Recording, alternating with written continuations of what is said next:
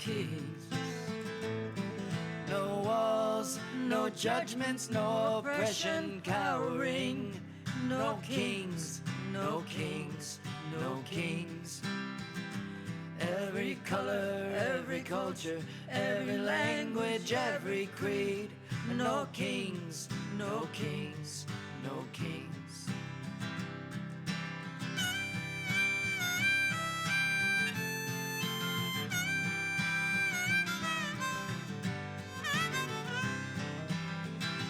No more dying in the clutches, no more dying underneath. No kings, no kings, no kings. No more dying for the causes no one asked or no one needs. No kings, no kings, no kings. To all the dignity, the love that they deserve and need. No kings, no kings, no kings. The pursuit of happiness, the right to life and liberty. And no kings, no kings, no kings.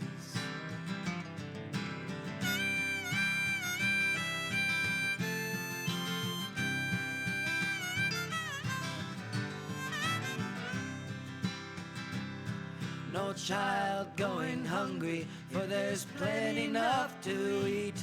We're no kings, no kings, no kings. May I recognize your soul, that you might see the soul in me. No kings, no kings, no kings. Close your eyes and listen so that you may truly see. No kings, no kings, no kings. That the killing of my foe indeed destroys a part of me. No kings, no kings, no kings. No hatred, no violence, no starvation and no greed. And no kings, no kings, no kings.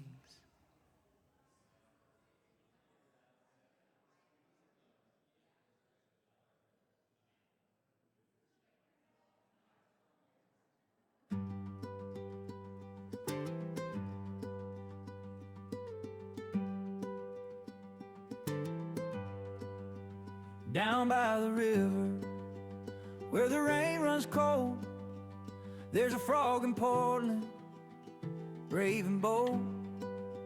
He don't carry signs, he don't throw stones, just hops on the line with a megaphone. They call him Big Frog, some say Setar, just a man in green facing ours. But when the gas rolls in, he don't run away, he just croaks out loud, not today. Ribbit, ribbit, ribbit, let freedom sing. It's a funny old way to do your thing. With a smile and a hop, you can make your stand in a frog suit, holding freedom's hand. With the chicken, the shark, and the unicorn parade, we all march proud in the Frog Brigade. Now the chicken's clucking near the old town gate. Bear's got a banjo and a protest plate. Unicorns, glitters flying high and wide, and the shark keeps singing justice tide. They ain't breaking windows or burning cars, they're laughing at the law with electric guitars. Cause humor, my friend, is a protest too. When the world's gone mad, you can still stay true. Ribbit, ribbit, ribbit, let freedom sing. Ain't nothing so strong as a silly thing. If the world gets dark, don't be afraid. There's light in the laugh of the Frog Brigade. With a smile, a sign, and a homemade tune, they'll dance till dawn under the protest moon. Whoa, whoa, whoa, whoa, whoa, whoa, whoa, whoa. Some folks say it's foolish pride, but they ain't seen that frog inside, standing tall in a storm of hate. Sometimes you gotta look strange to be great. You can't fight fire with the frown and fear, but a big green frog can make it clear. Love's still louder than a flashbang sound, and a good laugh shakes the battleground. Ribbit, ribbit, ribbit, the frog won't fade. He's the heartbeat of the masquerade. From the courthouse steps to the riverside, he's hopping proud with peace and pride. Portland town, don't be afraid, you're all invited to the Frog Brigade. Now when you see that frog one day, tip your hat and shout ribbit hooray, cause laughter's power can't be denied. Long live the frog and his country pride. Ribbit, ribbit, hop on my friend. The frog's still singing till the very end, yeah.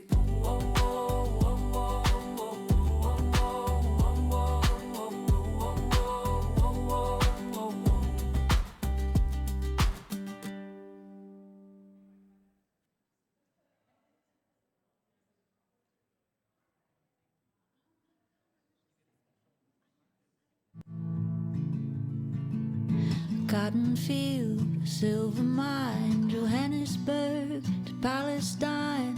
Broken treaties, dreams deprived, we kept the little flame alive.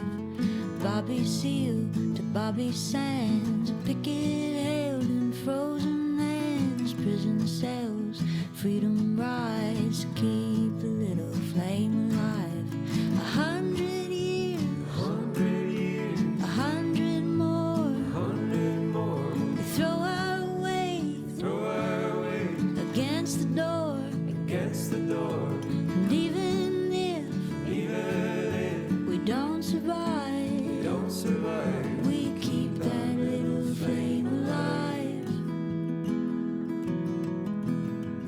Ford the river, cross the sea, a slave, a rat, a refugee. Strap the child to your side, keep the little flame alive. Hope of Vera Connolly, we hid them in the scullery. A secret whispered by the wives kept the little flame alive. 100 years, 100 more. We throw our weight against the door. And even if we don't survive, we keep that little flame alive. Faye, Dolores, Bernadine, table grapes, gasoline, homemade rifles, kitchen knives kept a little flame alive.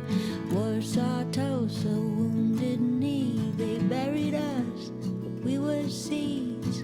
Singing from the grave, we rise to keep the little flame alive. 100 years, 100 more. We throw our weight against the door. And even if we don't survive, we keep that little flame alive. Remember when he shot Joe Hill, he spoke his last and final will. Good luck to all of you, don't cry, but keep the little flame alive.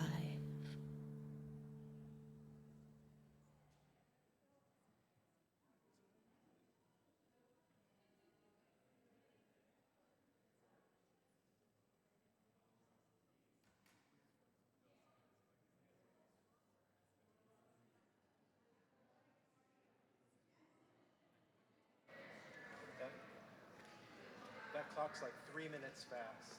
Oh, good On to the wall know. there. Good to know. So I'll take my cue from you. When you slow down and stop, I'll go up.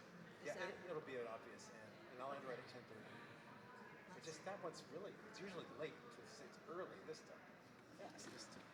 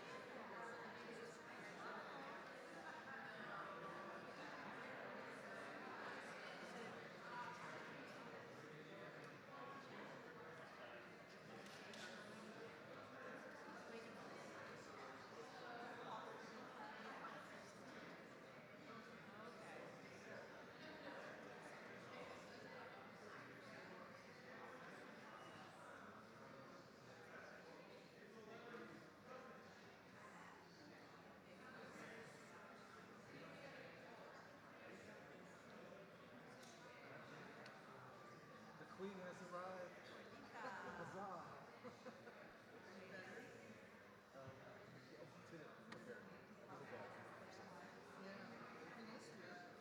I'm ready to go.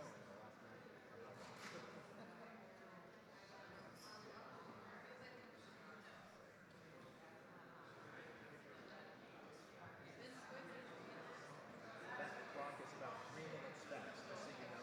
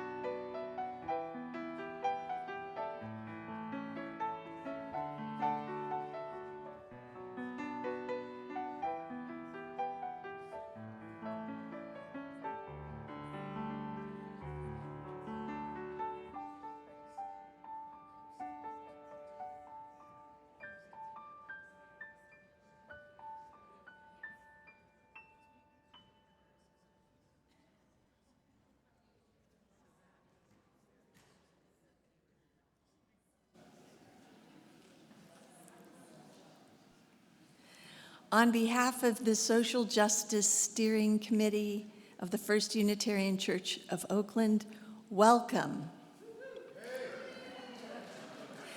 Whether you are here for the first time or whether you've come 2,000 times, whether you've been gone for a long time and come back, whether you come regularly, irregularly, and let's all turn and say hi to those on Zoom.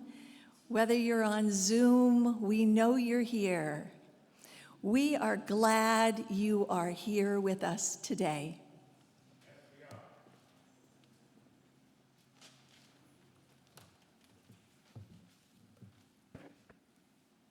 Good morning.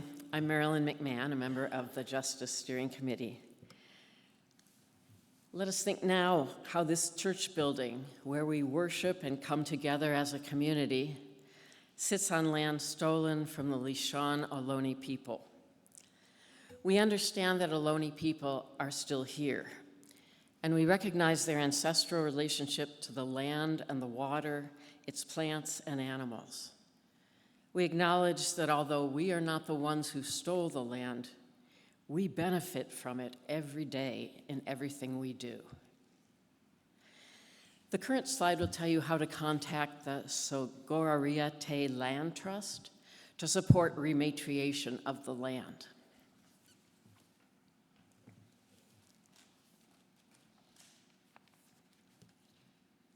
Join me now in saying our chalice lighting words, and if you like, doing the gestures. We light this chalice, symbol of Unitarian Universalism. May it remind us of the divine spark in all of creation, the power of love to heal what is broken, and to be grateful for life's blessings each day.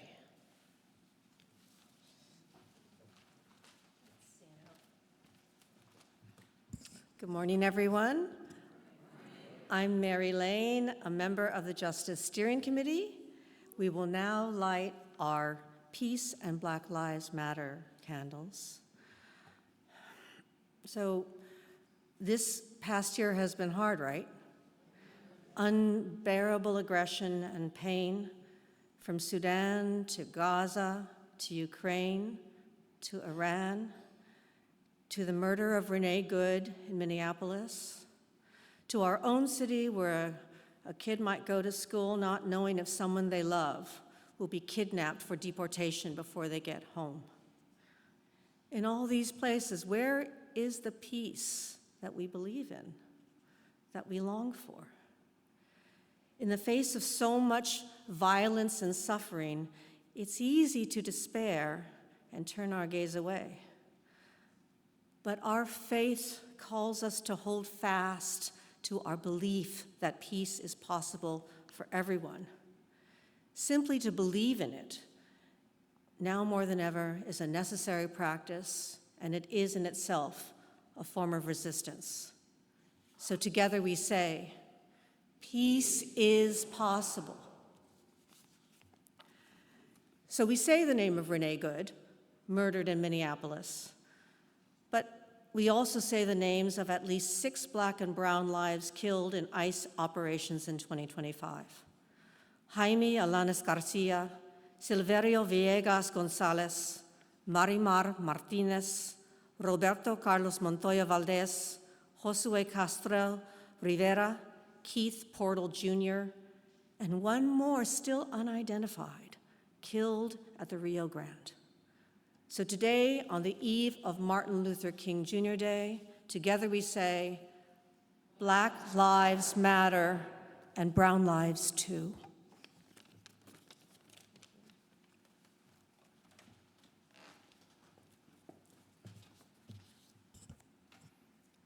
The worship theme for this month is resistance. But what if we aren't the resistance? Michelle Alexander, author of The New Jim Crow, points out that resistance is reactive. Resistance is about trying to stay in the same place. What if we are the seeds of the beloved community, the future waiting to be born? What if we are, as she says, part of the long, continuous yearning and reaching toward freedom, which flows toward history like a river, sometimes powerful, tumultuous, and roiling with life, at other times meandering and turgid, covered with the ice and snow of seemingly endless winters, all too often streaked and running with blood? And what if the resistance is the forces fighting the inevitable pull of history, trying to build walls to dam up this flow? What if the resistance is those who have a need to feel that they are better, more worthy than someone else? Alexander points out that the movement to end mass incarceration and the movement to end mass deportation are separate streams feeding this river. She says, we don't want to simply end mass deportation and mass incarceration. We do not want to simply resist those systems. We aim to end them and reimagine the meaning of justice in America. A new nation is struggling to be born, a multiracial, multi-ethnic, multi-faith, egalitarian democracy in which every life and every voice truly matters, she says. On this Martin Luther King Jr. Day weekend, let us celebrate this river as it overcomes the banks and pulls us along in the flow, as irresistible as the push of a baby waiting to be born. A flow as irresistible as, you know that time you and your best friend got the giggles? And no matter how much the grown-ups frowned around you, you just couldn't help but erupt into laughter. A flow as irresistible as falling in love. Join me. Come, let us worship together.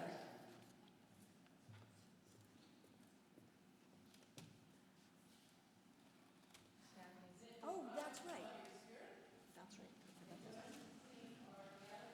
Lift every voice and sing. Hey.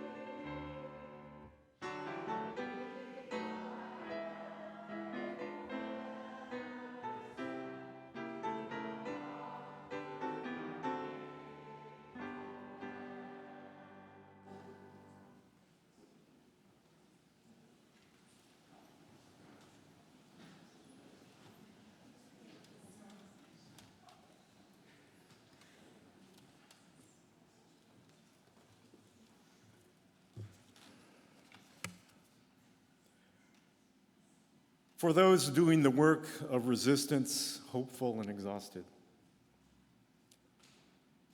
Spirit of community, source of renewal.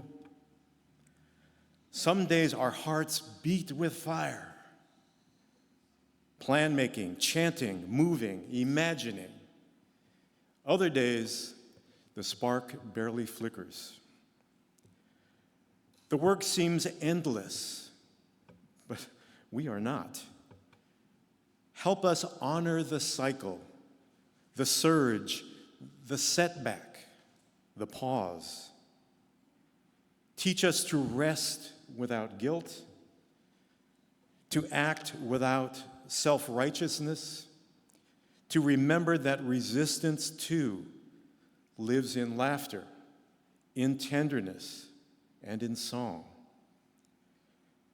May this gathering still refill what the world drains, so we can return again to the work, still imperfect, still alive, and still willing.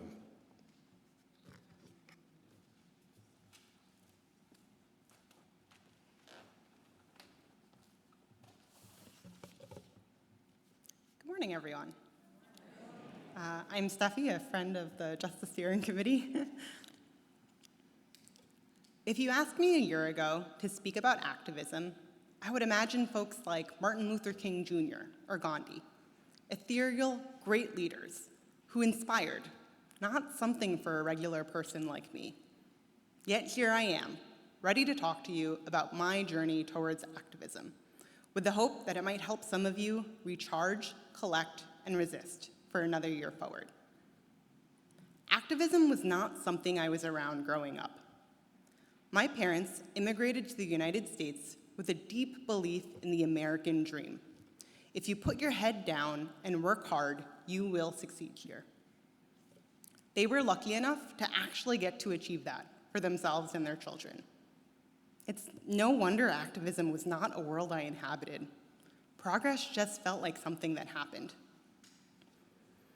2016 became the year that worldview began to shatter. My mother was diagnosed with terminal cancer, and Donald Trump was voted President of the United States. I remember how devastating the Muslim ban felt at the time.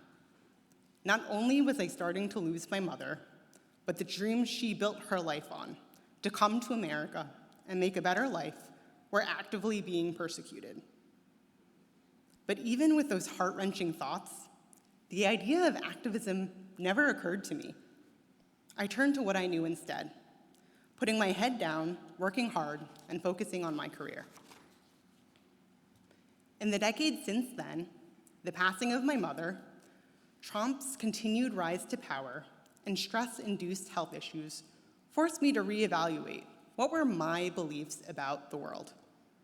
I realized I wanted to work less, connect with community and people I loved more, and live my values more fully day to day.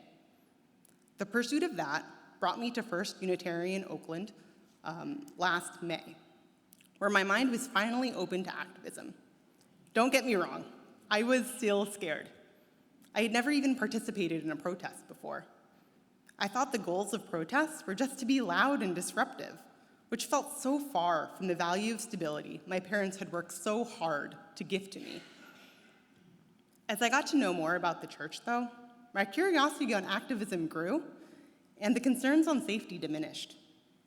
People seemed so kind and caring, and it made me feel like I would be safe. When I went to my first protest, I was rewarded for my bravery with a sudden new sense of connection. When we talk about protests, we talk about justice and liberation and doing what's right, but what I didn't expect was to find such a deep sense of connection.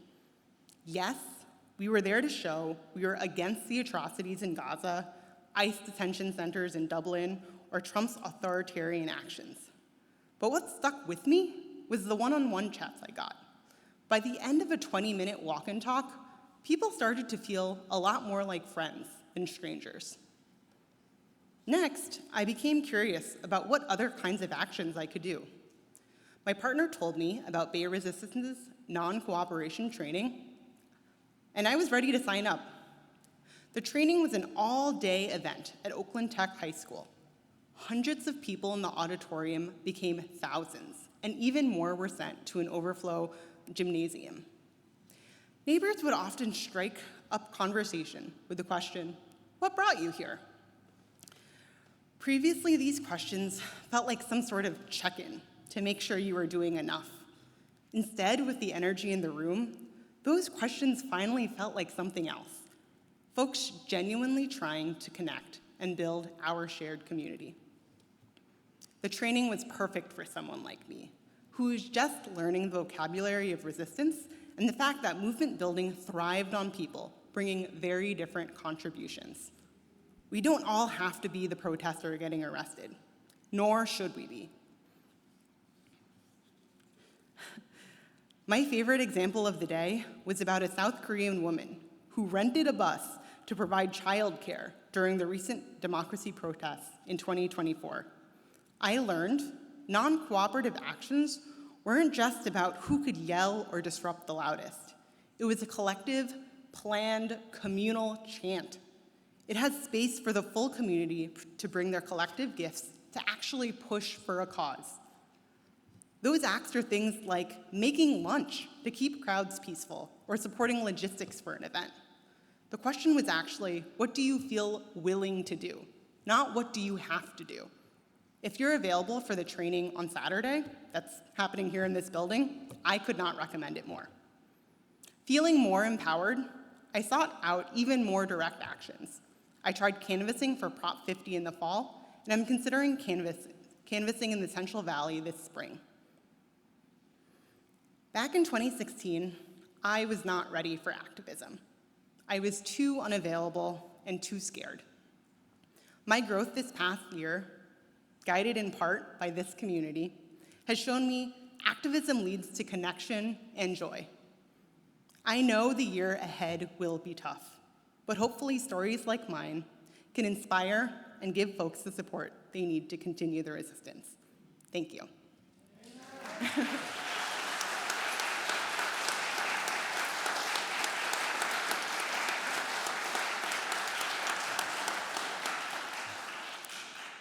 Now is a time in the service where we say hello to each other. The time will be short, so we ask that you stay in your seats and say hello to the neighbors around you. Keep your ears open for when I ring the bell, and we'll resume the service again.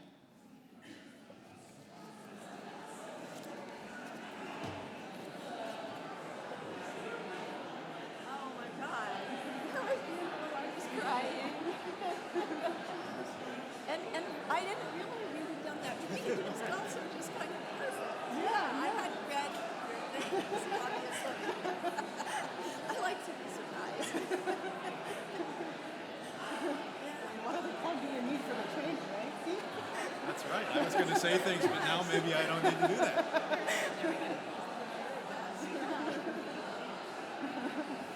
Great metaphors.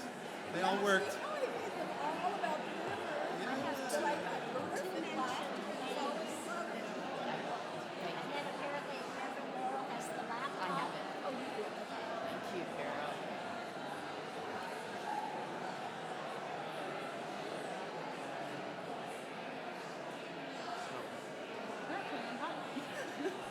And then we're on time. That's pretty good.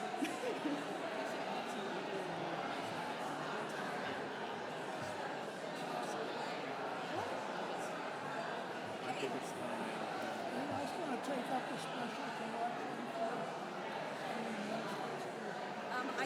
I'm going to announce it. Yeah.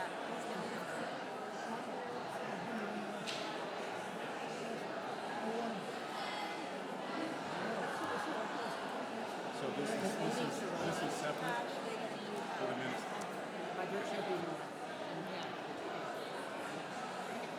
I'm gonna ring the bell.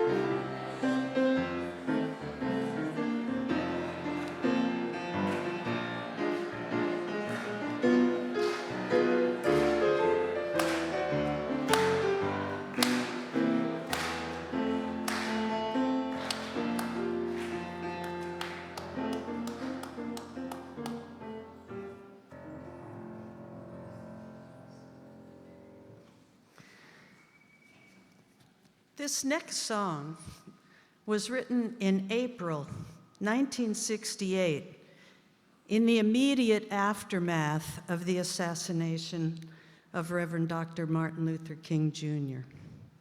The country had begun to erupt in grief, despair, and, rage. Compelled to bring the music, bass player Gene Taylor wrote this song, and 3 days later, With just one rehearsal, the song was performed. Nina Simone's compassionate rendering of this song, which included singing and sermonizing and praying, was over 15 minutes in length. Half a century later, systemic racism persists. This song is still powerful and still pertinent.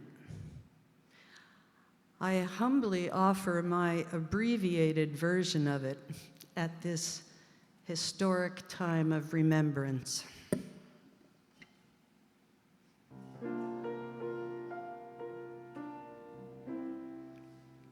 Once upon this planet Earth lived a man of humble birth, preaching love and freedom for his fellow man, and women too.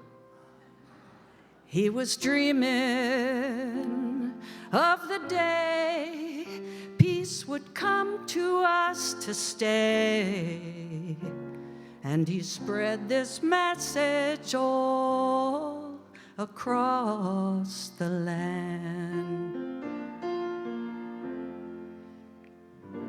Turn the other cheek, he'd plead. Love thy neighbor was his creed. Pain, humiliation, death, he did not dread. With his Bible at his side, from his foes he did not hide. And it's hard to think that this great man is dead.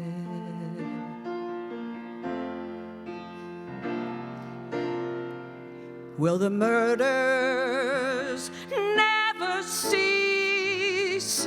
Are they men or are they beasts? What did they ever hope to gain? Will my country force them to fall? Is it too late for us all? And did Martin Luther King just die in vain? Because, you see, he'd seen the mountaintop. Oh, and he knew he could not stop. He was always living with the threat of death ahead. Folks, you better stop and think, 'cause we're headed for the brink. What will happen now that he is dead? He was for equality for all people, you and me, full of love and goodwill. Hate was not his way. He was not a violent man.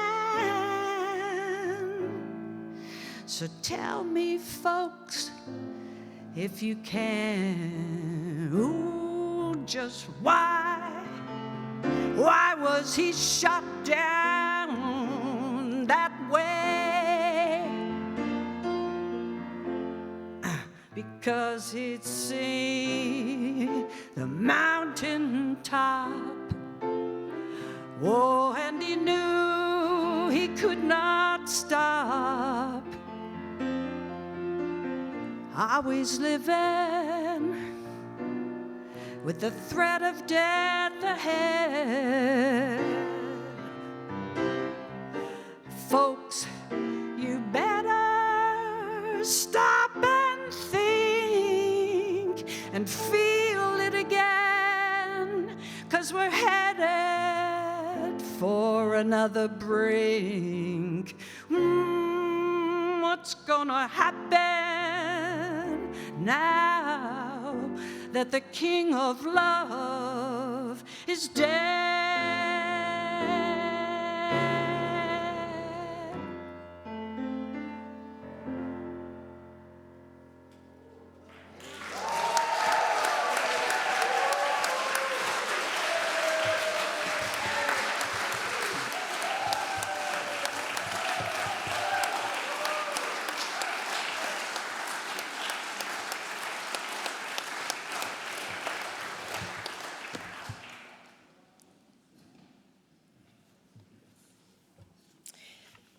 Now is a time in our service when we think of people who are not here who we want to celebrate, to honor, memorialize, or pray for.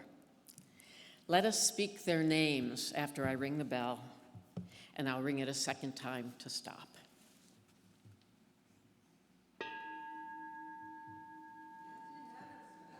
Yeah, who Nancy?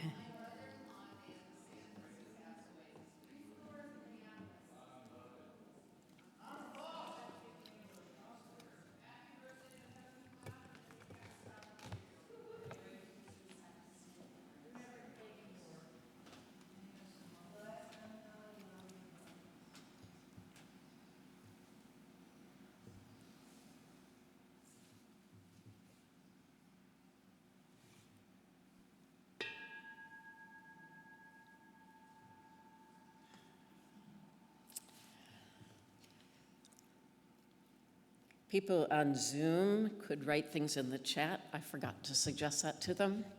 If they write it right now, I will read it to us all. Meanwhile, our Book of Joys and Sorrows, which is in the narthex as you come into the service, has collected a couple names that people want to remember.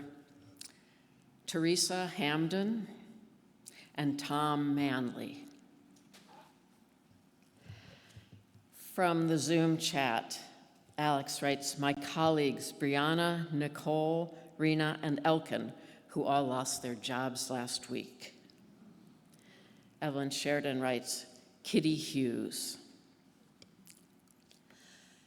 Please say with me our embracing words. We hold them in our care.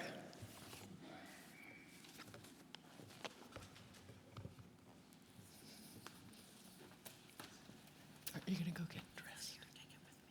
Yeah.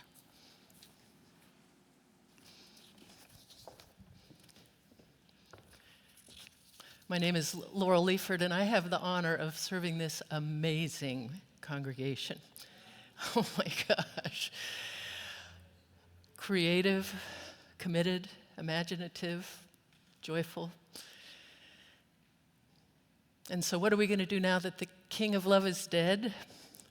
Well, since Trump's inauguration, which was actually a year ago tomorrow, since then I've been often quoting some words about resistance that were written that day by Lauren Brantz, and I want to remind you of them again, and those of you who are new, listen to this. In a time of hate, love is an act of resistance. In a time of fear, faith is an act of resistance. In a time of misinformation, education is an act of resistance. In a time of poor leadership, community is an act of resistance. And in times like this, joy is an act of resistance.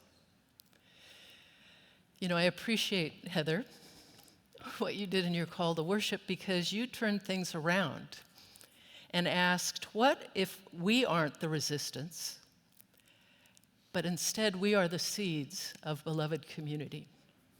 We have our sower, our stained glass sower, scattering seeds of love and faith and community.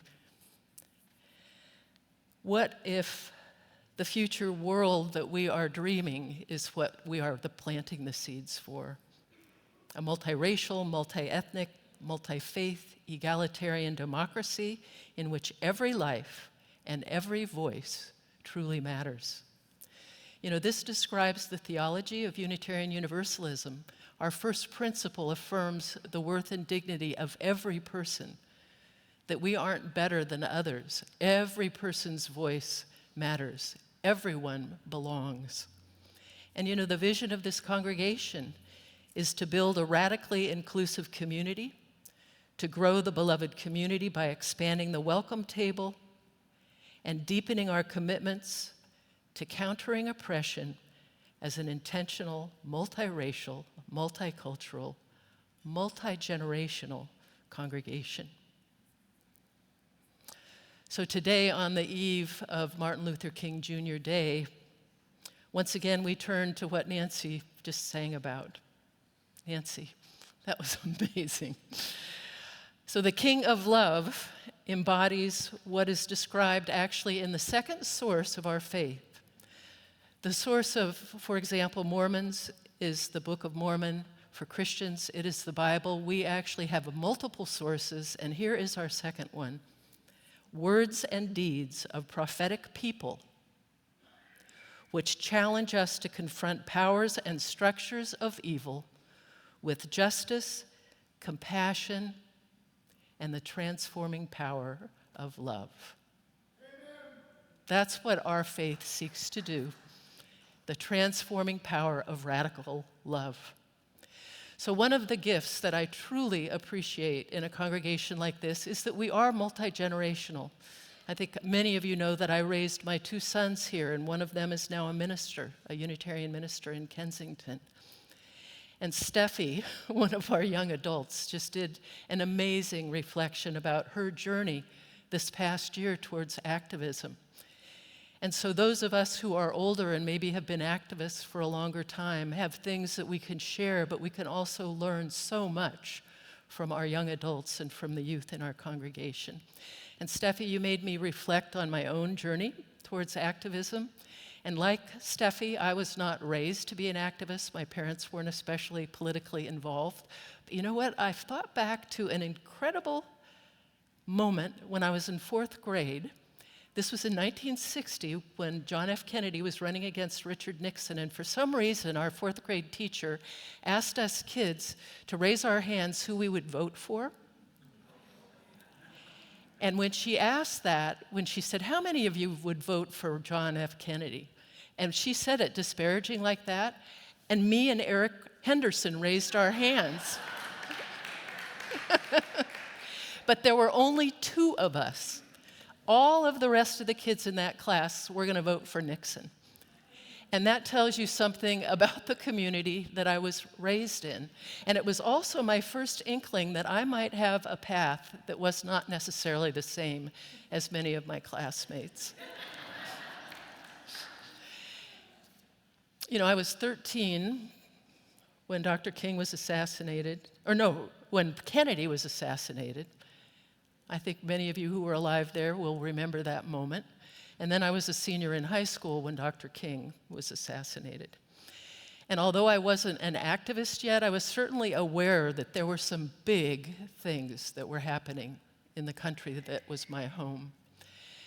But in college, it was 1968. Believe me, I was converted. I awoke to activism. It was civil rights, feminism, and opposition to the Vietnam War. So I joined hordes of other college students on the streets, on the quad, listening to speeches, doing sit-ins. But then, you know, I dropped out of college, and I did escape to the mountains. I went to Yosemite for 5 years, but then once again, I found myself kind of like me and Eric Henderson. I was in management at the Ahwahnee Hotel, and at that time in the 70s, there was a lot of unionizing that was going on, and I was the only one in management that I knew that was supporting the people who wanted to unionize. And then I got my epiphany to go to law school and become an environmental lawyer. I fell in love with Francie, who's been my partner for 42 years, and we raised our children. Those of you who are raising children, it's harder to have time to go in the streets, but at that time there was a phrase called, "the personal is political." And that's what our lives were. We were activists simply by being who we were, a family of 2 women who were lovingly raising our children. And then when I had my call to UU ministry, boy, my activism got on fire. When I was in Colorado, I was very active in a group of multi-faith people who were doing community building. I remember after the Muslim ban was announced by Trump that a bunch of us went over to the Islamic Center that was in Fort Collins in Colorado.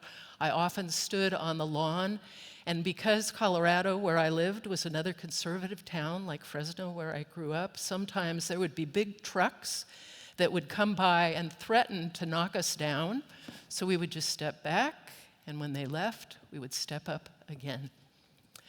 And I want to show you some pictures that were just taken this last month, because as some of you know, there was an amazing event in San Francisco at the Immigration Court. What you see there is there was a banner held by the 1,000 Grandmothers, which is a group of elders who are supporting young people by going to protests. And what they are saying there is ICE out of California. All 3 of the ministers that are affiliated with his congregation, that's me, Reverend Kevin Mann, who is an affiliated community minister, and Reverend Claire Eustace, were at that demonstration. Claire Eustace was among those who were blocking the doors to the immigration court with chains. She got arrested. And meanwhile, Reverend Kevin and I, if you want to go to the next slide, there you can see the group gathering. There was painting on the streets. This was organized by the Interfaith Movement for Human Integrity. It was impeccably organized. And do you know what? We shut down the immigration court for that day.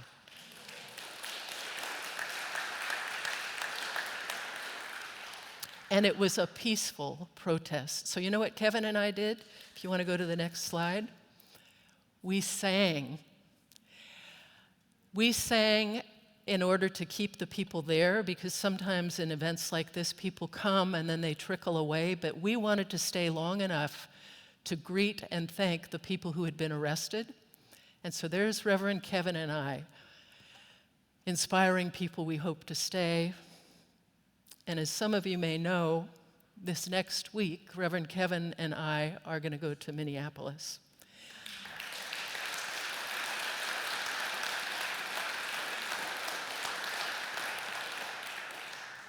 There has been a call for faith leaders and spiritual practitioners and clergy to come join what is happening in Minneapolis.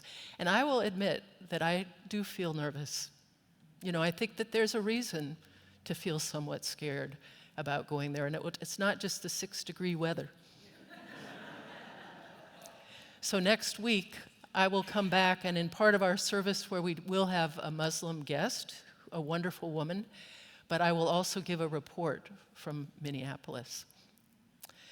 So what I would like to do now is offer you one of the songs that Reverend Kevin and I sang many times at that demonstration last month. And so if you would rise as you are willing and able in body or spirit. The title of this service is Resistance Lives in Laughter, Tenderness, and Song. And we will now sing together a song that was a South American anti-apartheid song.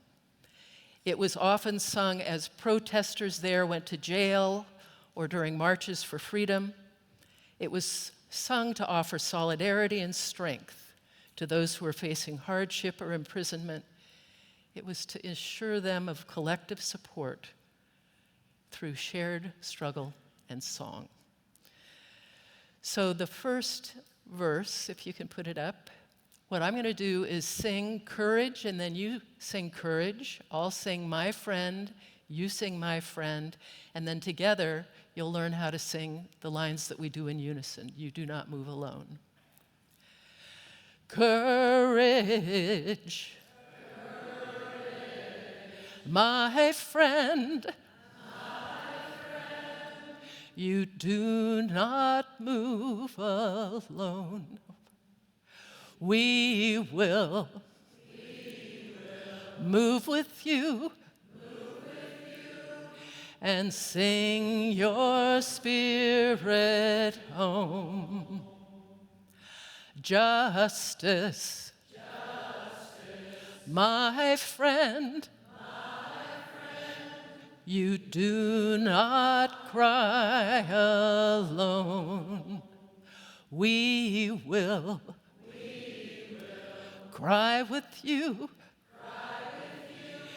and sing your spirit home. Freedom, my friend, you do not pray alone. We will pray with you and sing your spirit home. If not now, then when? We do not go alone. We will go with you and sing our spirit home. We will go with you and sing your spirit home. If not now, then when? You do not go alone. You do not go alone. Amen. Thank you.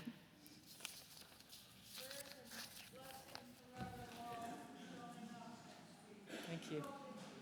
Thank you. I'll bring you with me.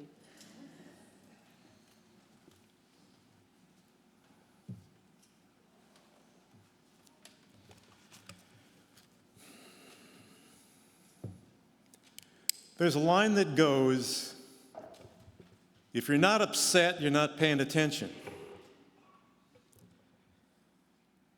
And given the murders, the invasions, the lies that we have seen and heard over the past few weeks, we, me, you, us, have every right to be upset, depressed, even despondent.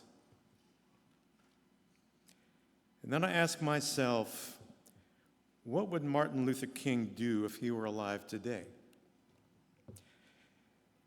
Even though he would be close to 96 years old,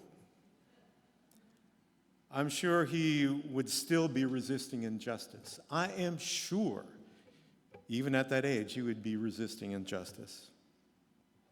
And I bet you he would take to social media to send out maybe a Bible verse like this one from Psalm 30, verse 5. Weeping may endure for a night, but joy cometh in the morning. Weeping may endure for a night, but joy cometh in the morning. That is, sorrow is temporary, and it will be replaced by happiness, just as dawn follows the darkest part of night. Dr. King knew that the pursuit of justice requires not only courage and determination, but also joy. Joy is the fuel for this long struggle. So let us live as he lived and find joy in service, joy and strength in community, and resolve that seeking justice is love in action.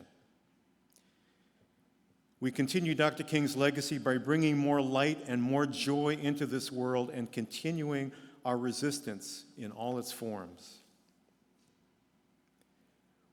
We got no choice to resist this madness.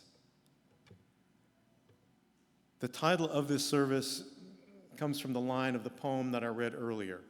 Resistance lives in laughter, tenderness, and song. And we have had tenderness and song in this service. So now let's talk a little about laughter as an essential part of resistance. Professor Robert Reich has written, laughter doesn't just entertain, it subverts. Humor undermines tyrannical power that relies on projecting an image of inevitability and invincibility by making a tyrant appear weak and vulnerable. Laughter also undermines fear, which is used by tyrants to maintain control. When the public laughs at a leader, his oppressive control weakens. Finally, humor can remind people that they are not alone. When a joke is widely shared, it reveals that opposition is widespread, which can encourage and validate resistance. Years ago, when I cared for those with AIDS, one of the ways that patients and caregivers coped was to engage in dark humor about the illness and death. It was the ultimate expression of self-control. This illness and virus are not all that I am. I laugh in your face. This is like telling a joke on the gallows. Let me be maybe the first Unitarian to quote Groucho Marx in a service. Groucho once told a joke about a condemned man who was taken to the guillotine. And he was asked if he had any last words. He looked around. He said, "Yeah, I don't think this thing is safe."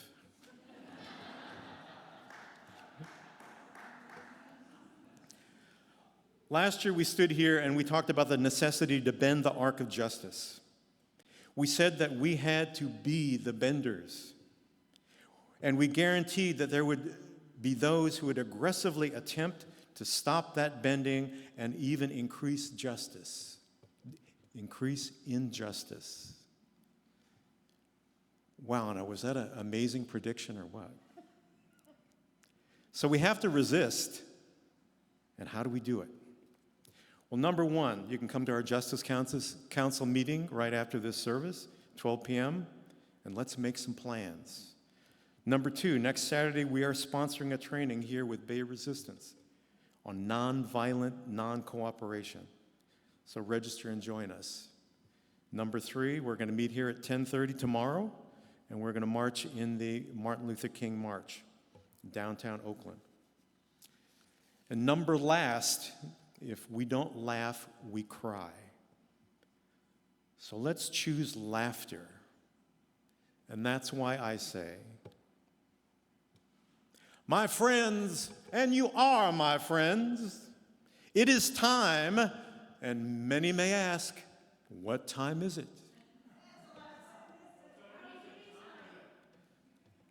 It's time for a higher love. A time for love and thanks for our comrades in the inflatable animal community.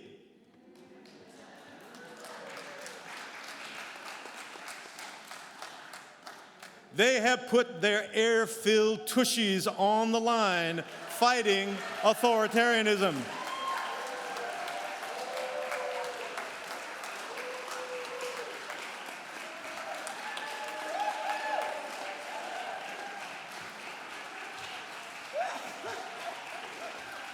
From the gritty streets of Oakland to the wide boulevards of Portland, Oregon, pink unicorns, green frogs, octopuses, or is it octopi?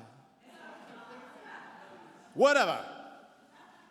And yes, even dinosaurs have stood face to face with masked men and their deadly weapons. At one of these demos, one porky pig was quoted as saying, "These fascist pigs give the rest of us a bad name." At the same demo, an amphibian named Pepe, a member of the Portland Frog Brigade, summed up their philosophy by saying, "United we rivet, divided we croak." We must unite. So please join me in welcoming those who will join us in the future, our inflatable comrades in arms.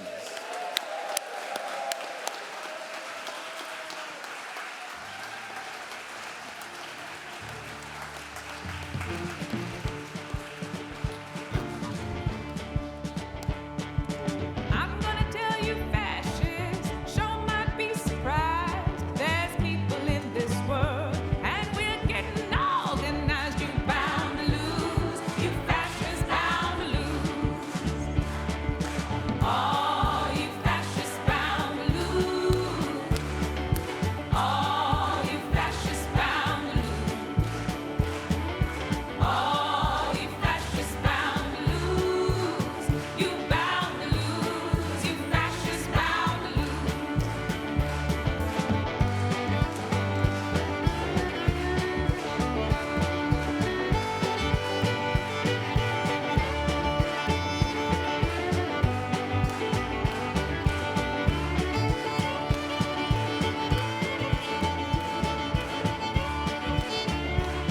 There's people from every nation marching side by side. They're marching crossing fields where 1,000,000 fascists died. You're bound to lose, you fascists bound to lose.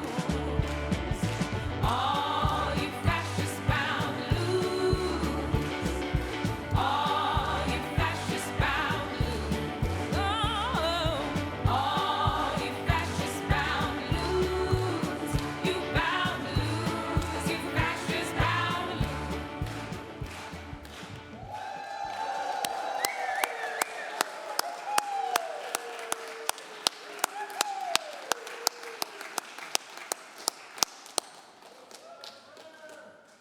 So at this time in our service, we collect our offering. And, we do this every service, and I thought it'd be a great time for you to know what we have collected this past year. And this is who we have given to. Half of our plate goes to these community organizations, these activist organizations. So we have given this year to the Interfaith Movement for Human Integrity, the Committee in Solidarity with the People of El Salvador, Oakland Promise, the McClymonds Merit Award, which enables McClymonds High School students to attend college, the Oakland LGBTQ Community Center, the East Bay Sanctuary Covenant, Legal Services for Prisoners with Children, the Pink Haven Coalition, and the California Interfaith Power and Light. And today, our half plate recipient will be the Oakland Alliance Against Racism and Political Oppression. So, in 2025, we raised and gave close to $11,000 to these organizations.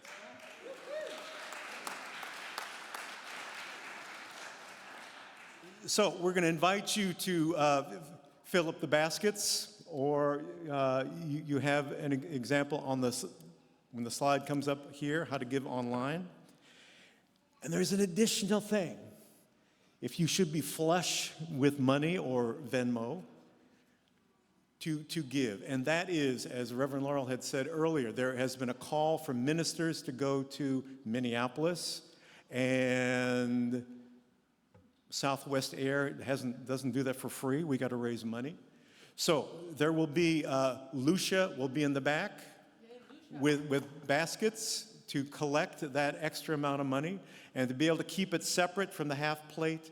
And for the ministers, we have these envelopes that you can put your minister donation in. So they'll be in the back. There will be in Wente Hall, and when we have our Justice Council meeting, Lucia, I think, is going to come there and give some more details about how and why and what that's all going to mean. So, we will have some of our animals, I was going to say, don't be afraid of the dinosaur when they come around, to collect your offerings. Here we go.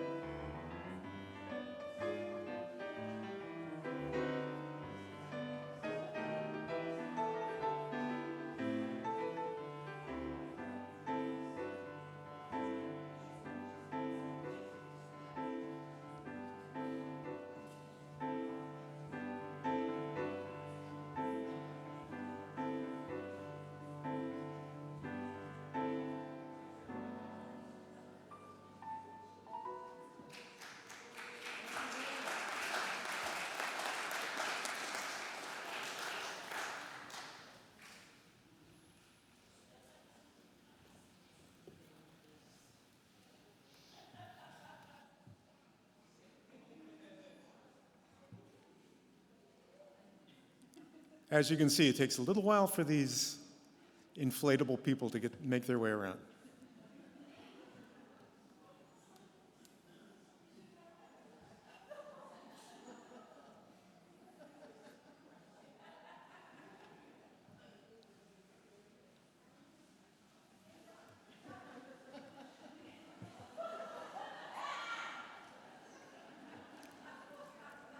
So thank you, inflatable animal handlers.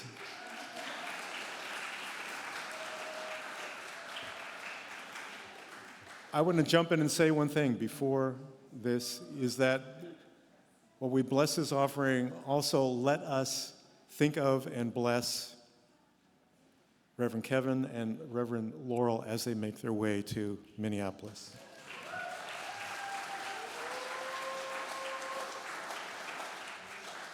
So let's say these words together.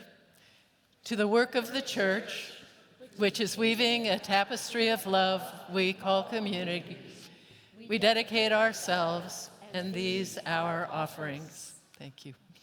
Thank you.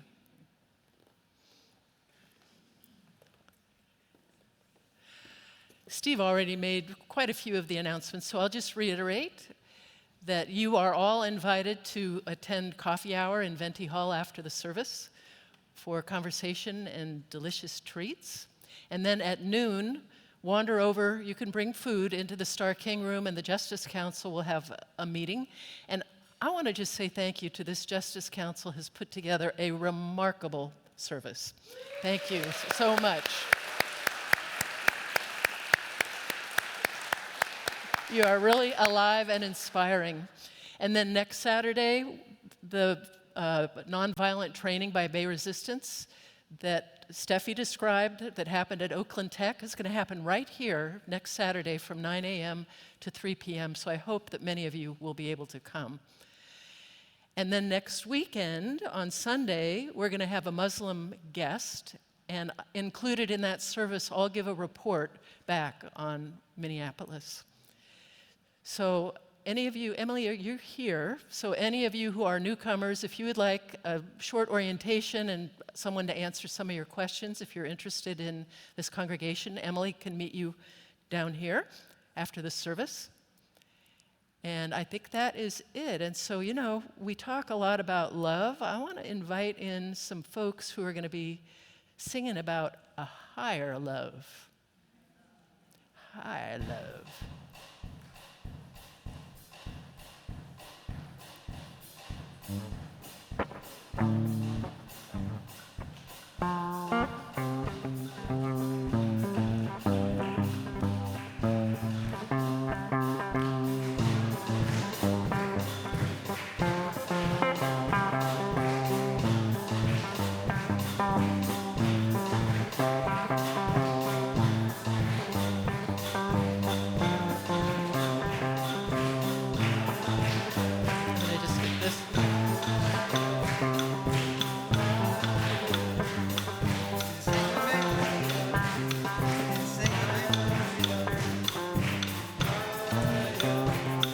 Oh, sing with me. Higher, higher. You guys gonna be doing a bit of singing here. This is just a warm up. Higher, higher, higher. Violin. Higher, higher. There we go. Higher. All right, I'm going to talk to you a little bit. Think about it. There must be a higher love down in the heart or hidden in the stars above. Without it, there was wasted time. Look inside your heart, I'll look inside mine. Things look so bad everywhere. In this whole world, what is fair? We walk blind and we try to see, falling behind in what would be. Oh, you know this part. Here we go. Bring me a higher love. Bring me a higher love. Let me hear you. Oh, bring me a higher love. It's that higher love I keep thinking of. Oh,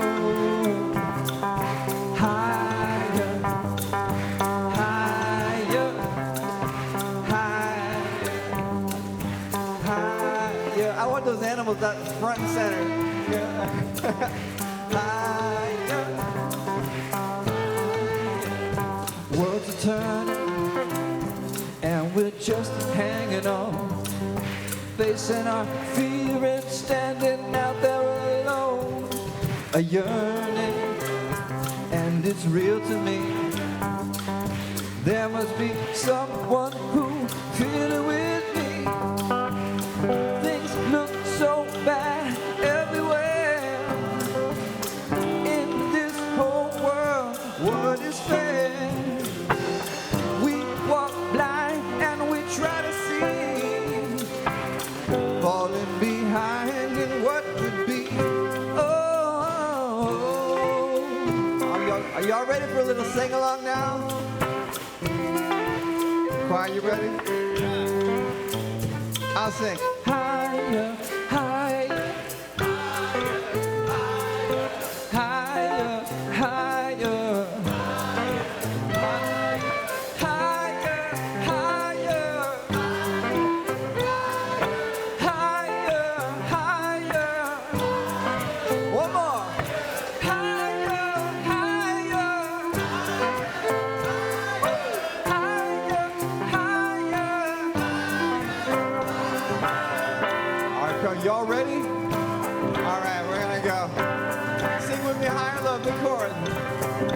1, 2, 3, and sing me a higher love. Sing me a higher love. Bring me a higher love. Is that higher love I keep thinking of? Bring me a higher love. Come on, keep singing.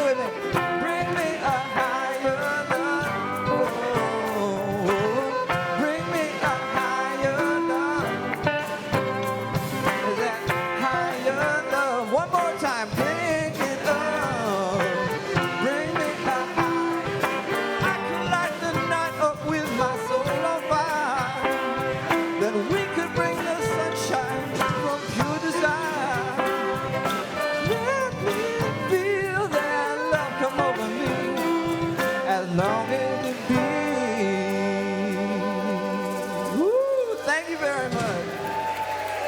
Hope you all feel a little bit.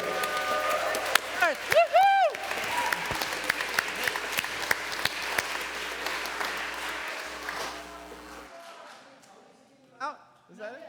We gotta extinguish the chalice for the benediction, and then you sing us out.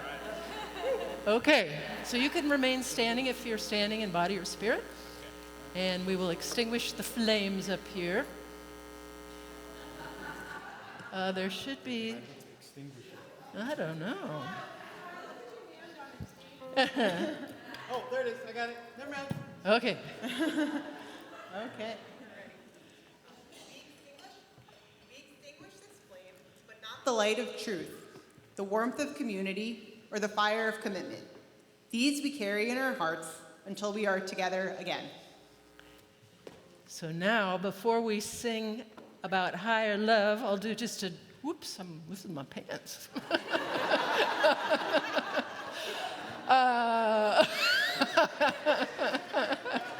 I want to remind you, courage. Why don't you say it? Courage. My friends, you do not go alone. If not now, when? I think now is the time, and so let us now sing about that higher love that is the center of Unitarian Universalist faith. So hit it, Scarth. 1, 2, 3, 10. Bring me a higher love. Bring me a higher love. Bring me a higher love. Is that higher love you keep thinking of? Bring me a higher. Well, I could light the night up with my soul on fire. Bring the sunshine from pure desire. Let me feel that love come over